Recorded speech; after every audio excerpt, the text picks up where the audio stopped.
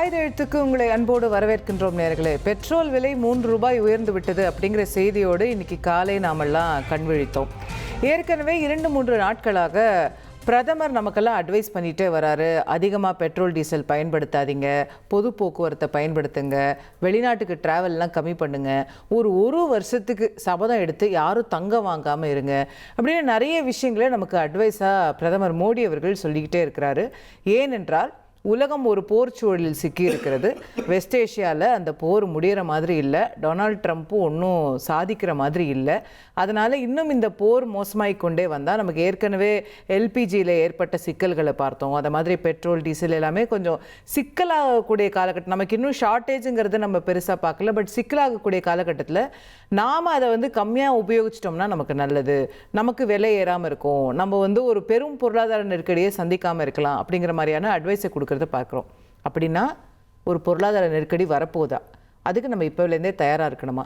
நிறைய கேள்விகள் எழுது கேட்கலாம். இன்றைய நிகழ்ச்சியில் நம்மோடு இணையக்கூடிய விருந்தினர்கள் அரசியல் விமர்சகர் திரு ஸ்ரீராம் அவர்கள் நம்மோடு அரங்கத்தில் இணைந்திருக்கிறார். அதே போல் காங்கிரஸ் கட்சியின் சார்பில் திரு இனியன் ராபர்ட் அவர்களும், பாரதிய ஜனதா கட்சியின் சார்பில் திரு நாராயணன் அவர்களும் இணைகின்றார்.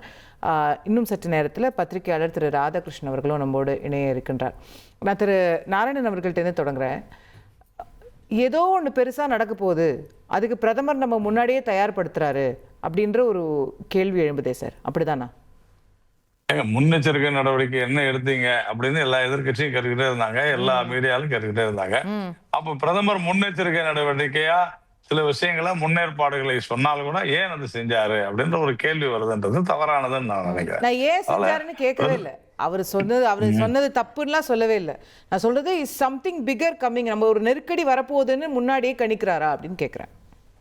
அது எல்லாருக்குமே தெரிஞ்சதுதான் அசோகா. இந்தியாவை தவிர மற்ற உலக நாடுகள் எல்லாருமே ஒரு மிகப்பெரிய நெருக்கடியை சந்தித்துக் கொண்டிருக்கின்றன.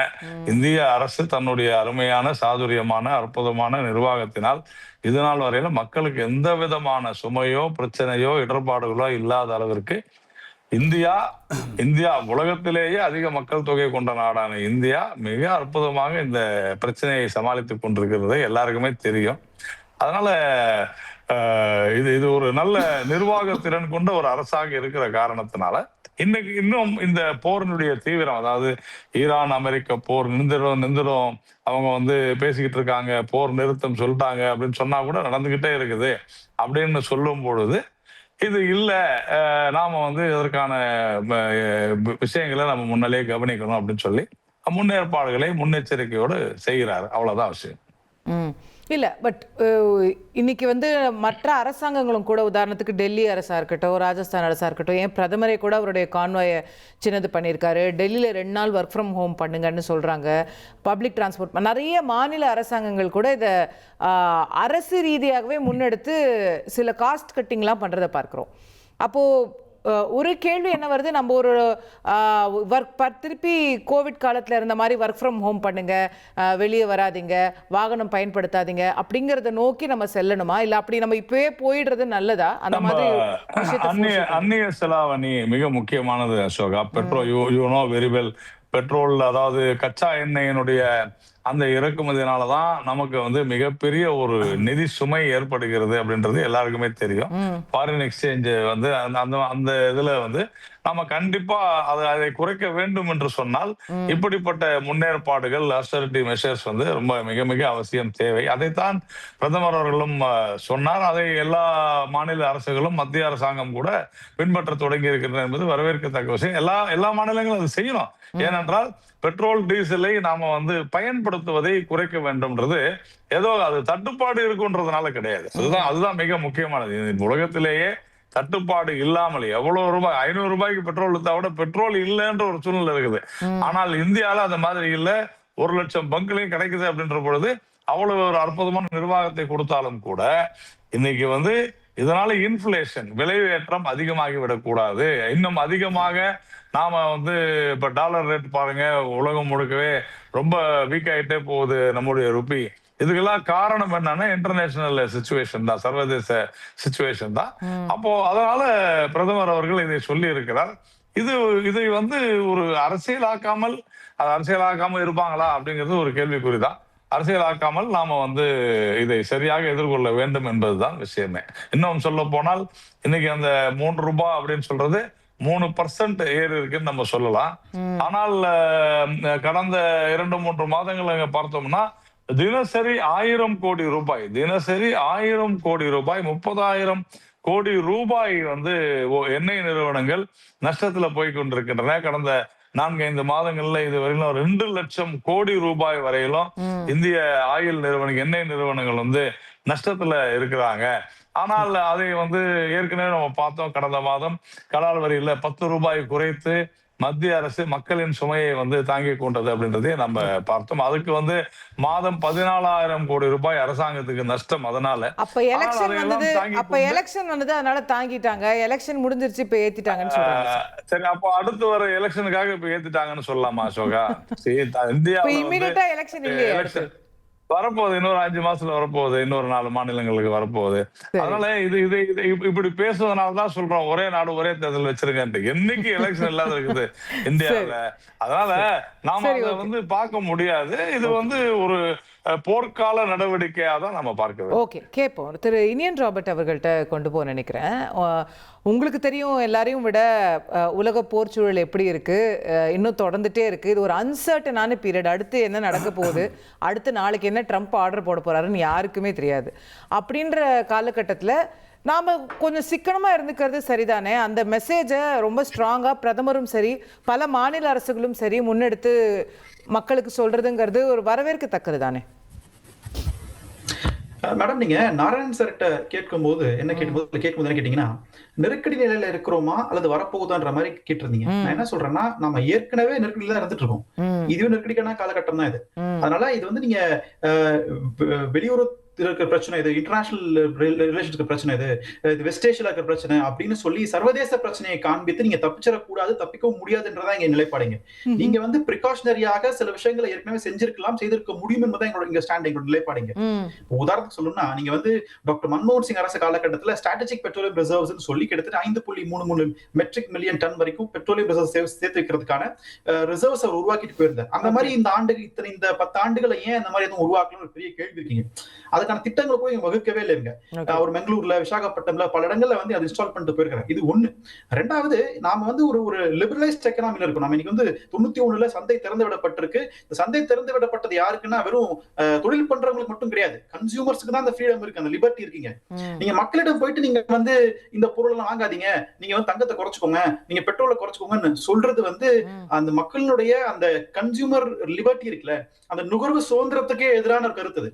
அது நீங்க ஒரு லிபரல் எக்கனாமி. பட் மாற என்ன ஆகும் சார்? இல்ல, நீங்க சொல்றது correct. In a free market everybody should have the choice. எல்லாரும் அவங்களுக்கு வேண்டிய பொருளை அவங்க வாங்கிக்கணுங்கிறது கரெக்ட். ஆனா அப்படி செய்யும் போது இப்ப என்ன ஆக போகுது? இன்னைக்கு 3 ரூபா உயர்ந்துச்சு, டிமாண்ட் கூட கூட விலையும் கூடும் தானே? அதுதானே அடிப்படை எக்கனாமிக்ஸ். அப்ப டிமாண்டை கம்மி பண்ணிக்கங்க, அப்ப உங்களுக்கு விலை ஏறாம இருக்கும்னு சொல்றது லாஜிக் தானே? இல்ல, இயற்கையா தான் நடந்திருக்கணும் மேடம். இயற்கையாகவே என்ன நடந்துச்சு, நீங்க வந்து இங்க சப்ளை குறைய ஆரம்பிச்சது. சப்ளை குறைய ஆரம்பிக்கும் போது ஆட்டோமேட்டிக்கலி உங்களுக்கு டிமாண்ட் வந்து இன்க்ரீஸ் ஆகுது. டிமாண்ட் இன்க்ரீஸ் ஆகும்போது அதோட விலையும் ஏறும். இதுதான் வந்து பேசிக் பிரின்சிபிள்ஸ் ஆஃப் எக்கனாமிக்ஸ். ஆனா என்ன நடந்திருக்குன்னா, இந்த ஒரு 1.5 மாதங்களாக அல்லது 2 மாதங்களாக இந்த சப்ளை டிமாண்ட் வந்து அப்படியே பாஸ் பண்ணி வச்சிருந்தாங்க. அதுதான் இங்க இருக்கிற வேடிக்கை. இதை எப்படி நீங்க வந்து பாஸ் பண்ணி முன்னாடியே விலை ஏறி இருக்கணும், ஏறாம பாத்துக்கிட்டாங்க. ஏறி இருக்கணும். ஆமா, நீங்க மார்க்கெட் ஃபோர்ஸஸ் நீங்க நம்பக்கூடிய ஒருவராக இருந்தா அதுங்க அந்த மார்க்கெட்டை இன்ஃப்ளூயன்ஸ் பண்ணாம ஒரு கவர்மெண்ட் இருக்கணும். இல்ல சார், 10 ரூபாய் இவங்க வரியில குறைச்சிட்டு தானே சார் அவங்க இது பண்ணாங்க. இப்போ நீங்க என்ன சொல்லுவீங்க? அவங்க மார்க்கெட் ஃபோர்ஸஸ் நம்புறோன்னு விலை ஏறட்டும் அப்படின்னு விட்டு இருந்தாங்கன்னா என்ன சொல்லுவீங்க?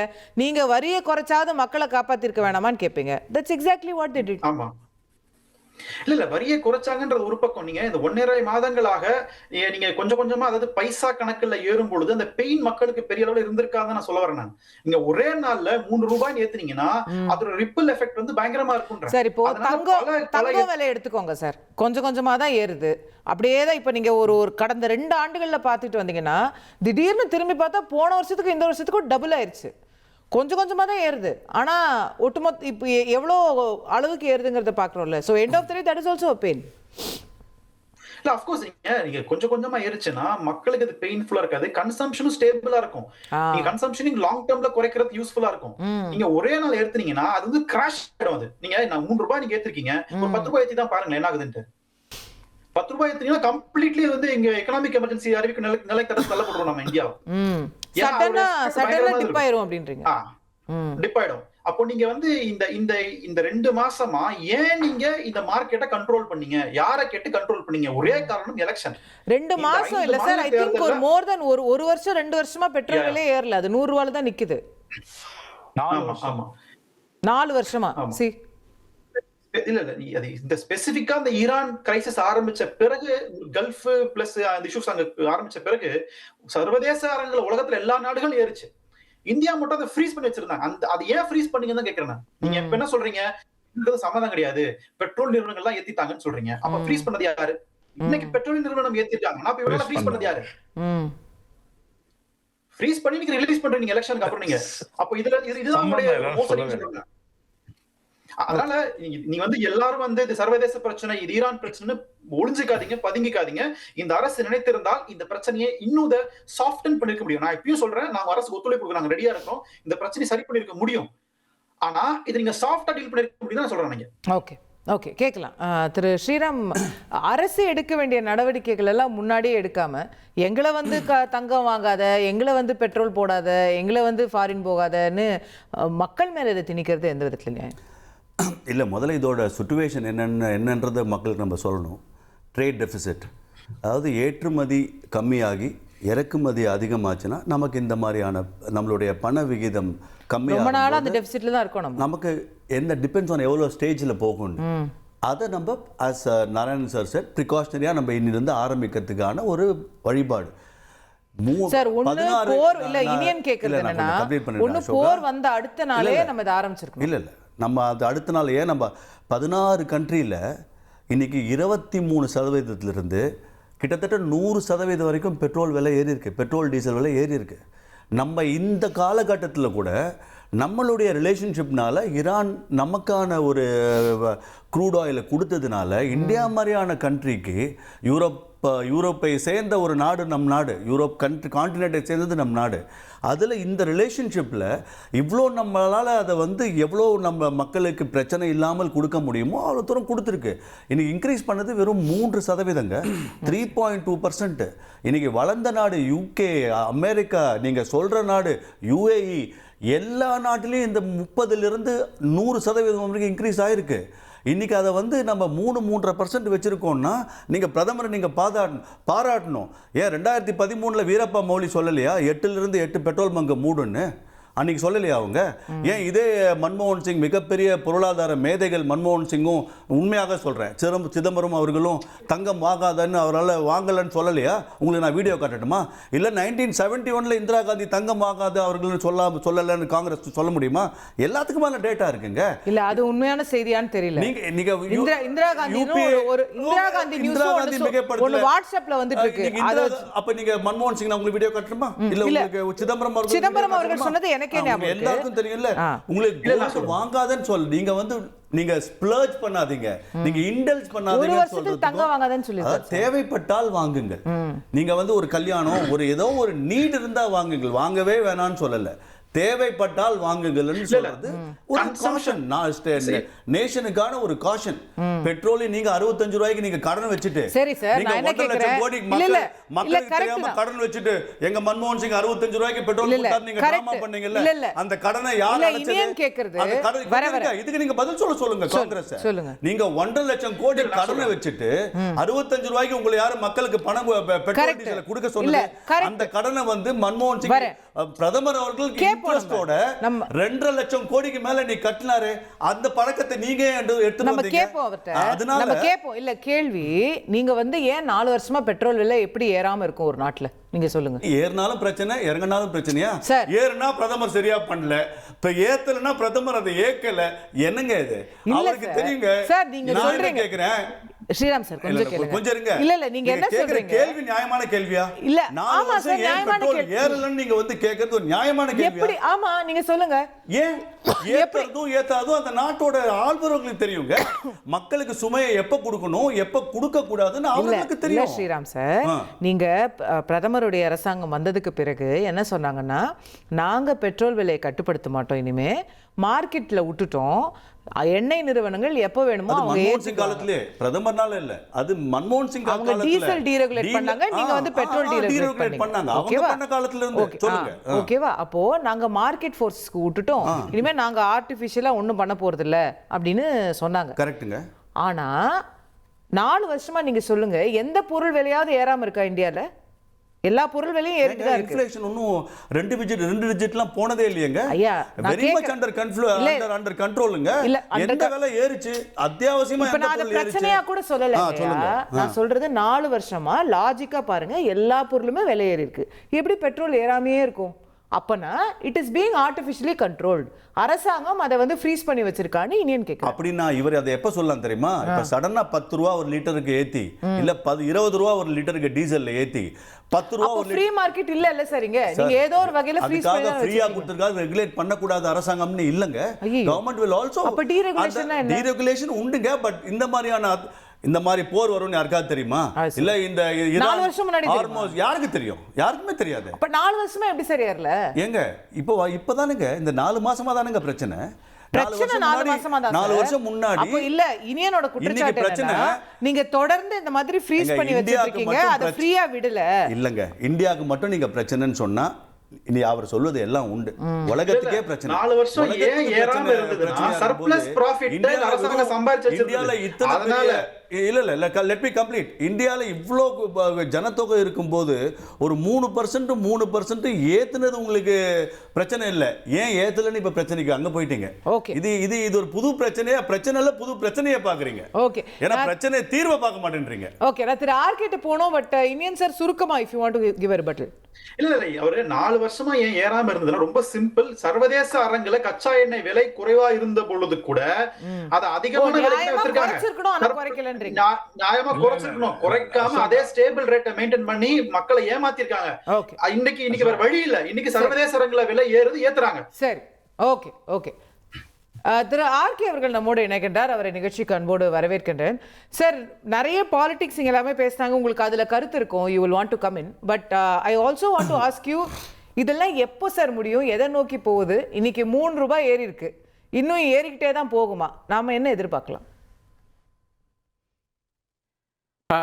வணக்கம் அசோகா, குட் ஈவினிங் வியூவர்ஸ்.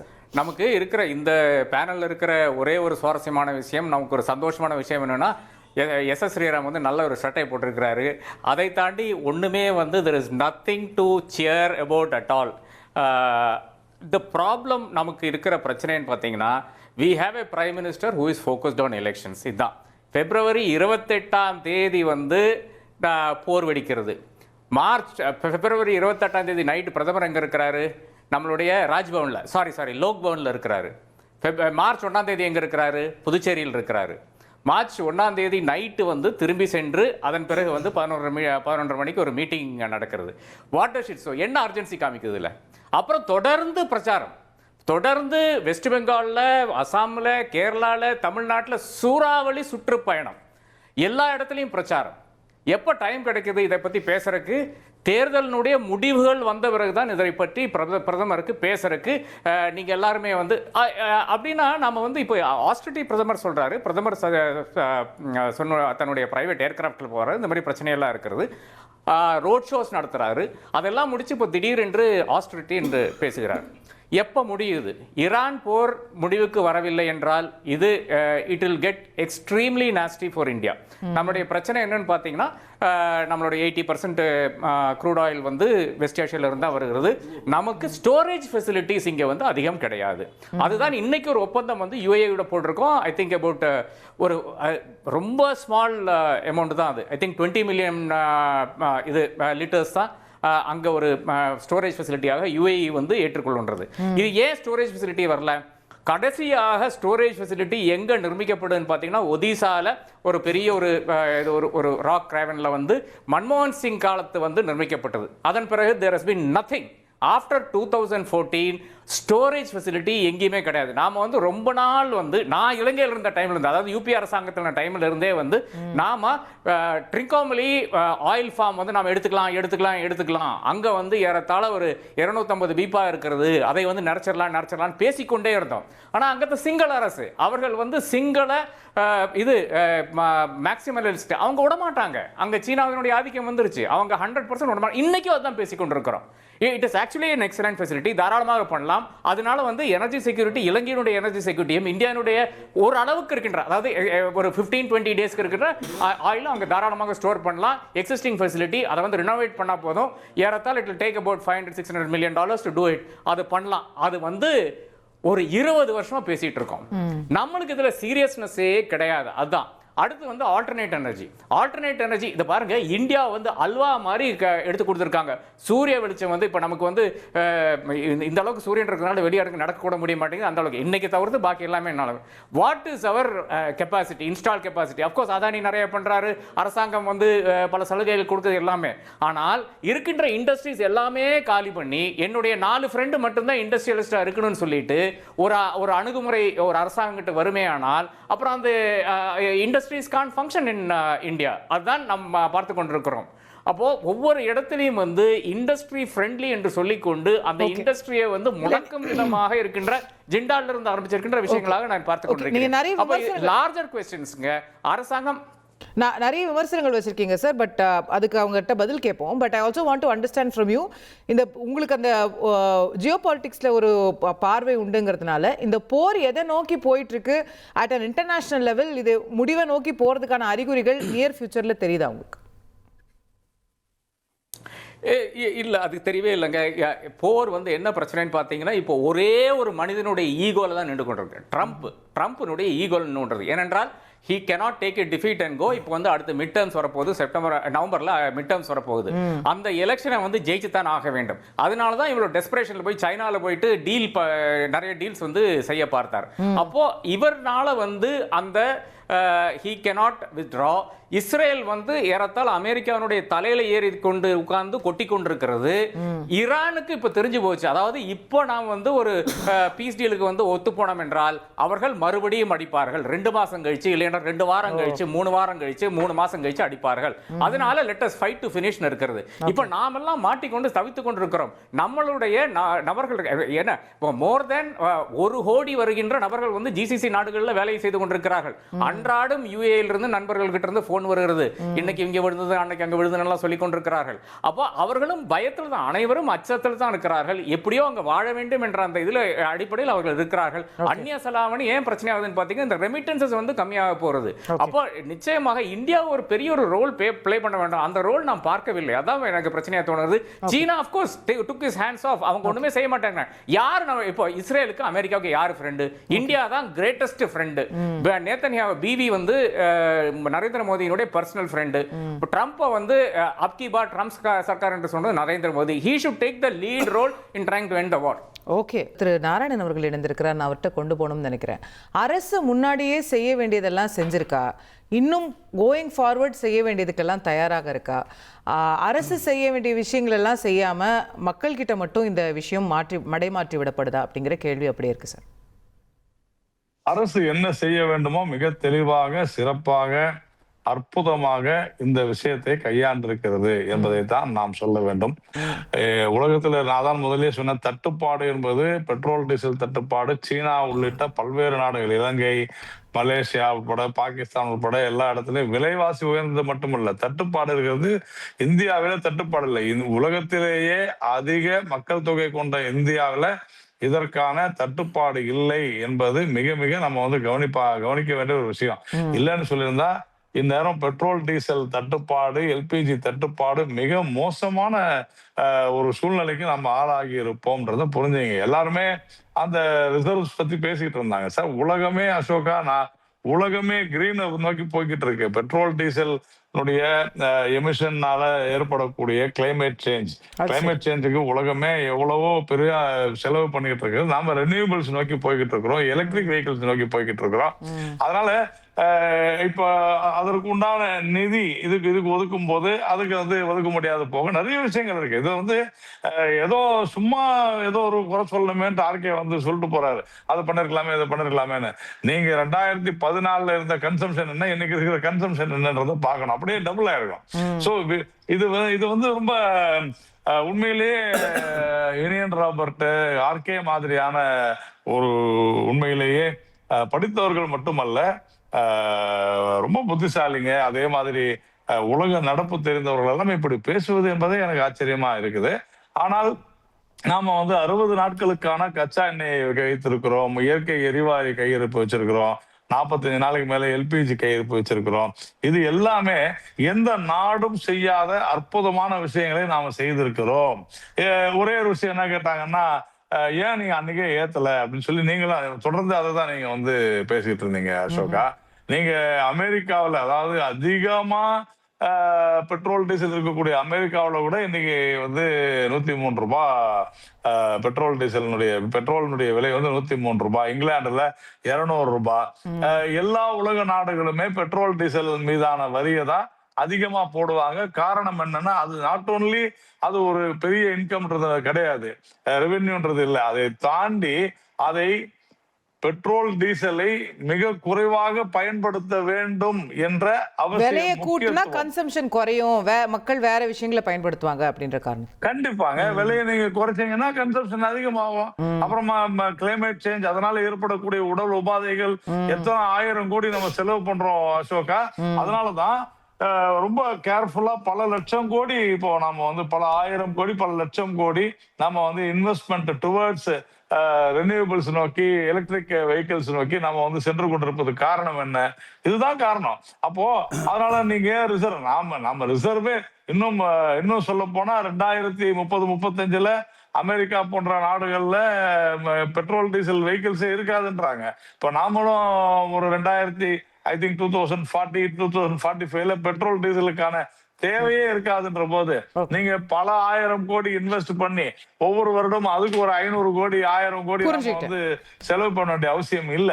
ஆனால் ஹார்மஸ் முனையில, ஹார்மஸ் ஜலசந்தியில நடந்த பல்வேறு விஷயங்களை தாண்டியும் இன்னைக்கு நாம ஒரு சிறப்பான ஒரு தட்டுப்பாடு இல்லாத ஒரு சூழ்நிலையை நாம வச்சிருக்கிறோம்னு சொன்னா, அது இந்த அரசாங்கத்தினுடைய நாட் ஓன்லி இந்த அரசாங்கத்தினுடைய முன்னெச்சரிக்கை நடவடிக்கை மட்டுமல்ல, ஒரு டீடைல்டு பிளான் பண்ணி தான் நீட்டா தான் போய்கிட்டு இருக்காங்க.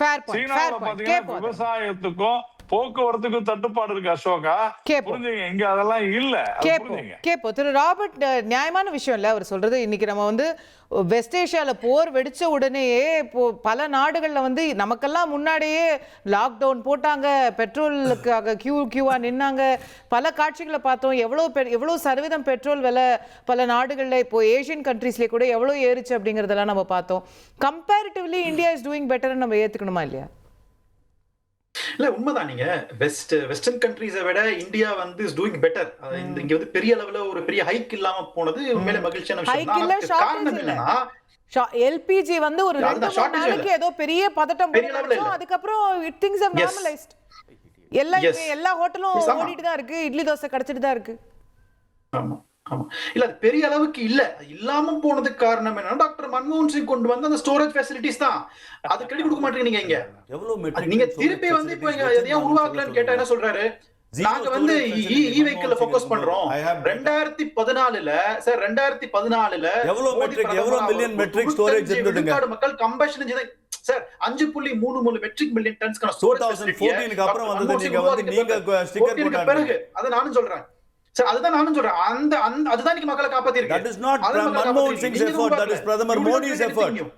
இல்ல excuse me, நீங்க நம்பரை சொல்லுங்க. 2014ல எடுக்கும் பொழுது சார், 2014 ரெக்கார்ட் படி 5.33 னா யார் உருவாக்குனது? 5.33 மெட்ரிக் டன் மில்லியன் உருவாக்குறதுக்கு அது உருவாக்கிட்டு போனது. எக்ஸ்கியூஸ் மீ, அந்த ஃபேஸ் வந்தது பிரைம் மினிஸ்டர் வந்ததுக்கு அப்புறம் தாங்க.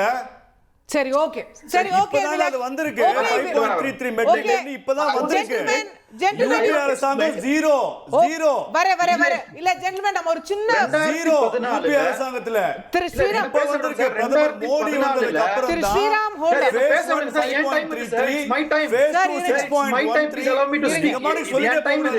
இருங்க இல்ல please if you have data gentleman if both of you have data please share it with me. நம்ம போல் let's move. As Congress spokesperson, he must tell us how much of I have the data. metric ton was there for him to store it. நீங்க சொல்லிட்டீங்களா இப்போ? அது அவர் sticker ஓட்றாரு. அதுதான் நான் சொல்றேன். DMK பழக்கம் 10 வருஷம் டிஎம்கே ஓட இருந்தா இந்த ஸ்டிக்கர் ஓட்ற வேற ஆளுக்கு வந்துச்சு. சார் வரே சார் எல்லாரும் திமுக வேற உள்ள எடுத்துறீங்க. இருங்க ரெண்டு பேர்கிட்ட டேட்டா இருந்தா ரெண்டு பேரும் எனக்கு அனுப்புங்க. நான் சரி பார்த்து கரெக்டா சொல்றேன். இப்போ திரு இனியன் கேள்வி என்னன்னா ஸ்டோரேஜ் இருக்கு இல்லங்கிறத தாண்டி இன்னைக்கு திரு நாராயணன் சொன்ன மாதிரி ஹார்மோஸ்ல அவ்வளவு பெரிய பிரச்சனை இருந்தாலும் நமக்கு க்ரூட் சப்ளை வருது. அஃப்கோர்ஸ் முன்ன அளவுக்கு வரலனாலும் ஓரளவுக்கு வருது. எல்பிஜிக்கான சப்ளை வருது. ஸோ ஏதோ ஒரு வகையில டிப்ளமேட்டிக்லயும் நம்ம சில விஷயங்களை என்ஷோர் பண்ணியிருக்கோம் இல்லையா?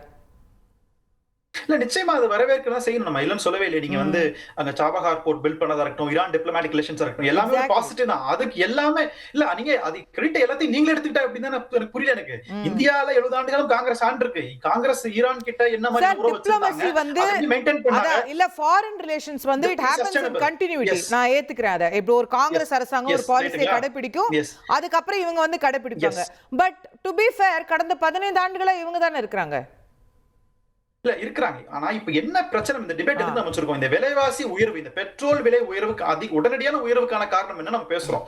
அதுல ஒண்ணு நீங்க டிஃபெண்ட் பண்ணிருக்கணும். நீங்க வந்து ரிசர்வ்ஸ் உருவாக்கிக்கணும். அல்லது இல்ல சார் இந்த ஒரு பெரிய ஹைக் வராம குறைச்சிருக்கணும். see நம்ம பிராக்டிகலா பேசுவோம் between you and me. இந்த 3 ரூபாய் உயர்வு இப்ப நம்மளோட பிரச்சனை இல்ல. ரைட்? நமக்கு வந்து இதுக்கு முன்னாடி பிஜேபி ஆட்சியிலும் இதை விட அதிகமாக உயர்ந்திருக்கு, காங்கிரஸ் ஆட்சியிலும் அதிகமாக உயர்ந்திருக்கு. Today this 3 rupees is not our problem. ஆனால் இது தொடர்ந்து பல 3 rupees ஆக போதா? அடுத்து என்ன ஆக போகுது? பிரதமர் ஏன் பெட்ரோல் போடாதுன்னு சொல்றாரு? வார் ஏன் முடியாமல் இருக்கு? இப்போ நம்ம அது என்ன மாதிரி நெருக்கடியில் இருக்கோன்னு we are trying to understand. அதுதான் இப்போ நம்மளோட பிரச்சனை. நம்மள ஒரு ஃபினான்ஷியல் எமர்ஜென்சி நோக்கி நம்ம போறோமாங்கிற கேள்வி தான் நமக்கு வருது, வேற எதுவும் இல்லை. இல்ல நிச்சயமா இந்த 3 ரூபாய்ன்றது நிற்காது மேடம். நான் ப்ரெடிக்ட் பண்றது இன்னும் அதிகமாகிறதுக்கு வாய்ப்புகள் இருக்கு. ஏன்னா அதுக்கான எந்த விதமான ஃபோர்காஸ்டிங் இந்த அரசு கிட்ட கிடையாது என்பதை நான் தெளிவா பதிவு பண்ணிக்கிறேன். இப்போ என்னன்னா ஆஸ்டரிட்டி மெஷர்ஸ்ன்றது கவர்மெண்ட் should reduce spending. அரசாங்கம் தன்னுடைய செலவுகளை குறைக்கணுமே தவிர மக்கள்கிட்ட போய் குறைங்கன்னு சொல்ல முடியாது. அரசாங்கமும் பண்றாங்கல்ல, நிச்சயமா பண்ணணும். பிஎம் ஓட செக்யூரிட்டி கான்வாய் 50% குறைச்சிருக்காங்களா? அவங்க வந்து 70%. சரி 50% நான் படிச்சேன். Okay I'm worried. Okay I'm seriously worried for prime minister for 2 vehicles. Governance பெரிய லெவல்ல குறைக்க வர நீங்க பப்ளிக் கிட்ட கன்சூமர்ஸ் கிட்ட அப்படிங்க நீங்க குறைக்க சொல்றீங்கல, அது வந்து மோசடி. அது ஏன்னா ஃபெயிலியர் மாடல். அது இங்க ரீகன் பண்ணிட்டாரு, ரூஸ்வெல்ட் பண்ணிட்டாரு, சாஸ்திரி பண்ணிட்டாரு. இன்னைக்கு காங்கிரஸ் ஆட்சியில இருக்குன்னு வெச்சுக்கோங்களேன், வெஸ்ட் ஏஷியால போர் நடக்குதுன்னு வெச்சுக்கோங்களேன், வேற என்ன செய்ய முடியும் நாம? நீங்க சொல்லுங்க. You give suggestions. மேடம், நான் காங்கிரஸ் இன்னைக்கு ஒருவேளை ஆட்சியில் இருந்திருந்தால் தேர்தலுக்கு முன்னாடியே இந்த விலையேற்றத்தை நாங்க படிப்படியாக, அதாவது பைசாவில நாங்க இன்க்ரீஸ் பண்ணி கொடுத்திருப்போம். பெரிய அளவுல மக்களுக்கு இது சுமையா ஒரே நாள்ல ஏற்றத்தை ஏத்திருக்க மாட்டோம். இன்னொன்னு நாங்க இந்த ஒருவேளை 15 வருஷம் நான் சொல்றது இந்த ஓவரால் நெருக்கடி நிலையை, இந்த போர்னால ஏற்பட்டிருக்கக்கூடிய நெருக்கடியை தாண்டி வர்றதுக்கு என்ன காங்கிரஸ் செய்திருக்க முடியும்? இந்த again it is not about 3 rupees. போர் வரும்ன்றது யாருக்கும் தெரியாது. அது அன்சர்டன். அது நீங்க ப்ரிப்பேர்டா இருக்கீங்களா? அதேதானே பிஜேபி என்ன ப்ரிப்பேர்டா இருந்தீங்க?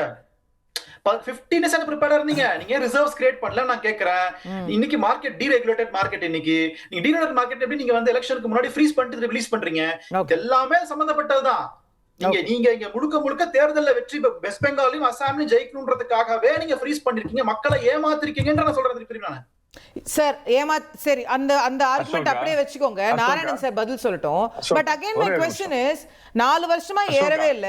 இவ்வளவு பெரிய போருக்கு அப்புறம் பல நாடுகள்ல 50% எல்லாம் விலை ஏறினதுக்கு அப்புறம் இங்க 3 ரூபாய் தான் ஏறுதுன்னா things are under control னு பார்க்கணும். No, not at all. நீங்க வெஸ்டர்ன் கண்ட்ரியோட பாப்புலேஷன் என்ன, அதோட ரீச் என்ன, இந்தியாவோட பாப்புலேஷன் என்ன, அப்ப ரீச் கம்பேர் பண்ணி பார்க்கணும்ல.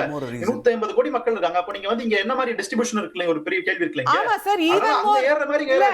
அப்படினா அப்படி பார்த்தா இன்னும் முன்னாடி ஏறி இருக்கணும்ல. நம்ம மக்கள் தொகைக்கும் நமக்கு இருக்கிற டிமாண்டுக்கும் ஏறல. அதுதான் நானும் கேக்குறேன். ஏறி இருக்குமா நானும் சொல்றேன். ஏறாம தடுத்தது யாரு தான் நான் கேக்குறேன். ஓகே, நிச்சயமா கேக்குற கேள்வி கரெக்ட். முன்னாடி ஏறி இருக்கணும். இத ஃப்ரீஸ் பண்ணது யாரு? அதே கேள்வி. ஓகே, திரு நாராயணன் சுருக்கமா then we'll go for a break. Ashoka, ஒரே ஒரு விஷயம் தான். இந்த மன்மோகன் சிங் இதெல்லாம் பேசினாரு நம்ம இணையன் ராபர்ட். தயவு செஞ்சு ஒண்ணு சொல்றேன் கேளுங்க. இதெல்லாம் டாக்குமெண்ட் தான்.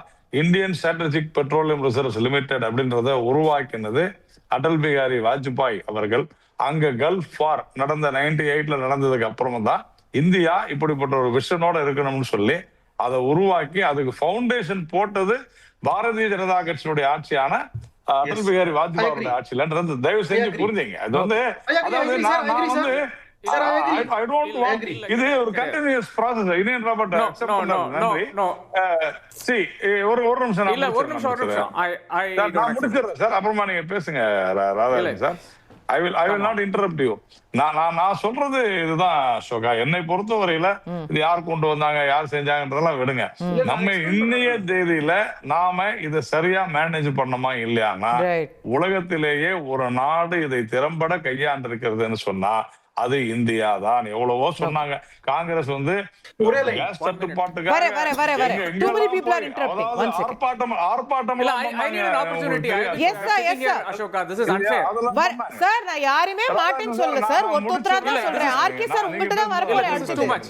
என்ன சார் அன்ஃபேர் கின்ஃபேர்ன்றீங்க? இருங்க சார், உங்கள்ட்ட தான் வரப்போறேன்னு தான் சொல்றேன். ஐயோ இருங்க, இவங்க அடிக்கிட்டே போறாங்க. you are giving them multiple opportunities. you are going to Narayanan, you are going to Narayanan again. This is unfair. 1998 of course Vajpayee government decided to do this. ஆனால் அப்ரூவல் ISPRL அப்ரூவல் வரும்போது June 2004 ஜூன்ல யாருங்க ஆட்சி? UPA 1 அவங்க தான் 3 கிடங்குகள் அமைக்கிறது. அவங்க தான் இத கொண்டு வந்து அவங்க தான். there is but the point is that it is UPA. ஒரே நிமிஷம் வந்து நாராயணன் சார் ப்ளீஸ் கொஞ்சம் give me a second. Narayanan sir very clear. okay RK sir, you made your point. RK sir, you made your point. நான் திரும்பி உங்கள்ட்டே வரேன். நீங்க தொடர்ந்து பேசுங்க. You didn't let me. He was speaking over me and you are now speaking over me. இல்ல, நீங்க இப்ப தொடர்ந்து பேச போறீங்க. You didn't let me speak. I am letting you speak sir, but I just want to make a point to all four of you, with all due respect.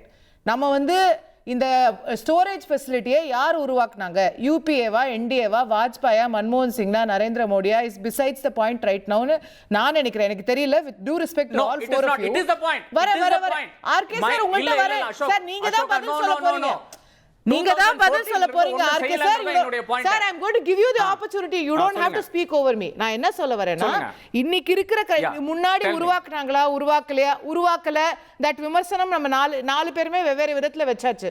But what I am thinking is more important for people watching is இன்னைக்கு விலை ஏறிடுச்சு, இப்போ நாம என்ன செய்யலாம்? I feel is more important than Vajpayee செஞ்சாரா, மன்மோகன் சிங் செஞ்சாரா அப்படின்னு நான் நினைக்கிறேன். If you feel otherwise, feel free to say so, sir. இல்ல it is important. ஒரு விஷன் ஒரு நாட்டுக்கு ஒரு விஷன் இம்பார்ட்டன்ட். அத வந்து you cannot walk all over it and say that அது இம்பார்ட்டன்ட் இல்ல, இது இம்பார்ட்டன்ட் இல்லன்னு. 1998 எஸ் வாஜ்பாய் கவர்மெண்ட் தான் முதலாக இப்படி ஒரு தேவையே என்று நான் நாராயண் சொல்றது வந்து ஏற்றுக்கொள்கிறேன். கரெக்ட் தான். ஆனால் அதை வந்து இம்ப்ளிமெண்ட் பண்ணது யாருன்னு பாத்தீங்கன்னா ஜூன் 2004ல வந்து ISPRL செய்த ஆட்சின்னு பாத்தீங்கன்னா அது UPA ஆட்சி. 2006ல அதனுடைய ஃபண்ட்ஸ் ஒதுக்கப்படுகிறது. ஃபர்ஸ்ட் ஃபேஸ் வந்து முடிகிறது. அதன் பிறகு there has been no progress. இந்த 3 கிடங்க தவிர்த்து வேற ஒரு கிடங்காச்சு இந்தியால இன்னைக்கு இருக்கா? 2014ல இருந்து there has been no vision, there has been zero vision. அதுதான் பிரச்சனை.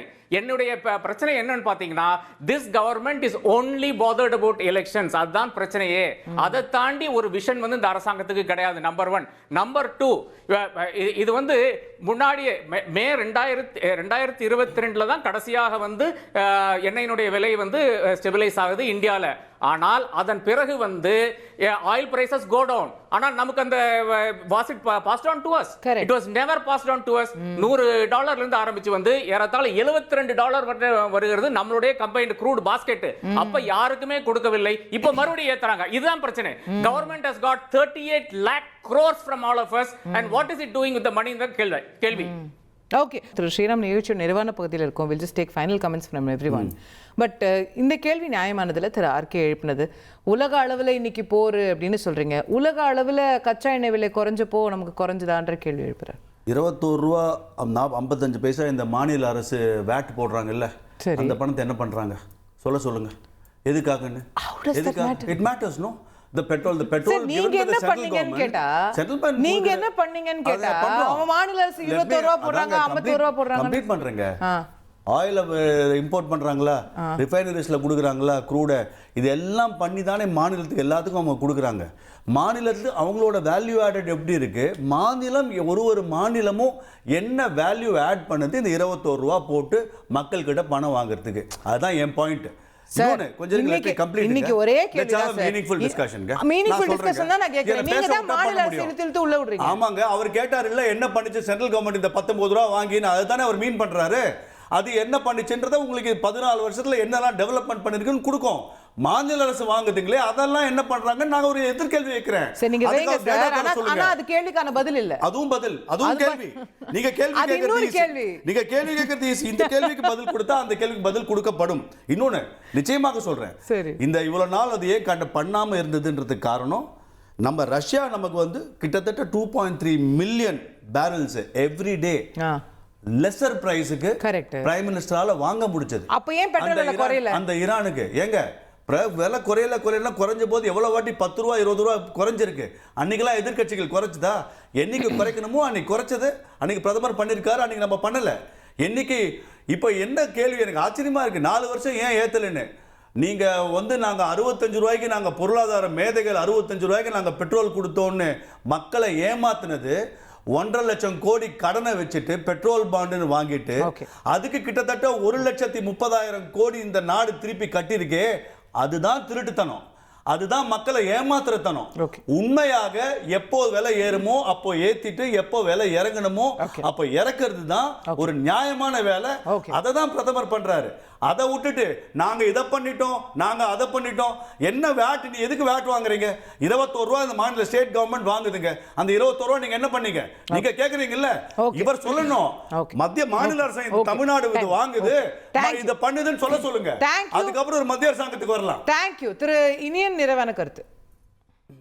இல்ல, தமிழ்நாட்டுல இங்க பாஜக ஆட்சியில் இல்ல, அதெல்லாம் என்ன வேணா பேசலாம்னு ஸ்ரீராம் சார் பேசிட்டு இருக்காரு. ஏன்னா வெஸ்ட் பெங்கால் அங்க பிஜேபி கவர்மெண்ட் தான் வந்திருக்கு, அசாம்ல பிஜேபி கவர்மெண்ட் தான் வந்திருக்கு, இந்தியால பல மாநிலங்கள் அவங்க தான் ஆட்சி இருக்காங்க. நான் என்ன எதிர்பார்க்கறேன்னா, அவர் சொல்ற வாக்கின்படி நாளைக்கு எல்லா மாநில அரசுகளும், அந்த பாஜக ஆளுகின்ற எல்லா மாநில அரசுகளுமே வேட்டை குறைச்சி மக்களுக்கு எளிமையான வேலையில பெட்ரோல் கொடுக்க போறாங்கன்னு நான் புரிஞ்சுக்கிறேன். அப்படி செஞ்சுட்டாங்க, அவங்க செஞ்சதுக்கு பிறகு மற்ற மாநில கட்சி நீங்க நடக்கும்னு எதிர்பார்க்கறேன். இல்ல நாளைக்கு பண்ணுங்க. இப்ப 3 ரூபாய் ஏத்துக்கீங்களா, நாளைக்கு உங்க பாஜக அரசாங்கம் எல்லா ஸ்டேட்லயும் குறைக்கட்டும் சார். முதல்ல நான் சேலஞ்ச் பண்றேன், குறைக்கட்டும். அப்புறமா வந்து மற்ற மாநில அரசுகள் குறைப்பாங்க. நீங்க சொல்றபடி உங்க கூட்டின்படி நடக்கட்டும், பார்க்கலாம். சோ இங்க பிரச்சனை ஆர்கேஎஸ் சொன்னதா ஒரே பாயிண்ட் கன்க்ளூஷன் தான். இந்த கட்சி பாஜக என்கிற கட்சி தேர்தலுக்காக மட்டுமே யோசிக்கின்ற கட்சியாக இருக்கு. நாட்டினுடைய பொருளாதாரம் குறித்து எந்த விஷனரியும் எந்த ஃபோர்காஸ்டுமே கிடையாது. இருந்திருந்தா இவங்க ரிசர்வ்ஸ் உருவாக்கி இருப்பாங்க. இத ஃப்ரீஸ் பண்ணிக்க மாட்டாங்க. ஒரு சின்ன இன்டர்வென்ஷன்ங்க.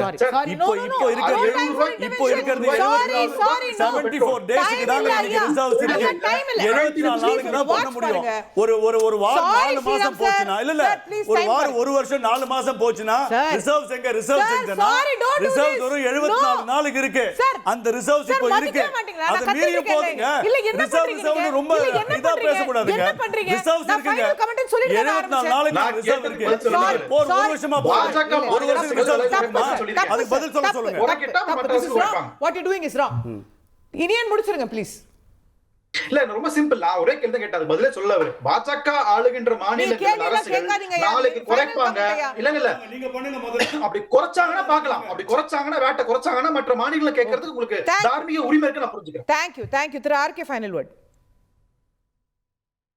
12 வருஷத்துல 7 முறை வந்து க்ரூட் ஆயிலினுடைய விலை குறைஞ்சிருக்கிறது.